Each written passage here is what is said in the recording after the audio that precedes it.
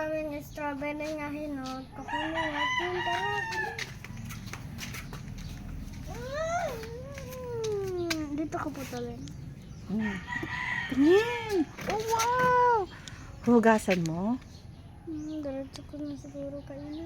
Oh, wow! Hugasan mo muna. Patingin nga. Wow! May strawberry nga. Meron pa isa.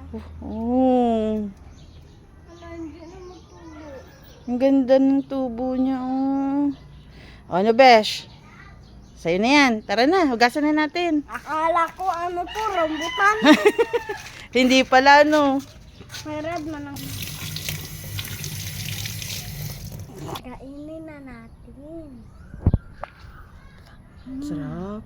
Ang galing. Ayan, matamis na. Wow. Naunahan mo si Tita Buns, Besh. Babay na sa kanila. Bye-bye.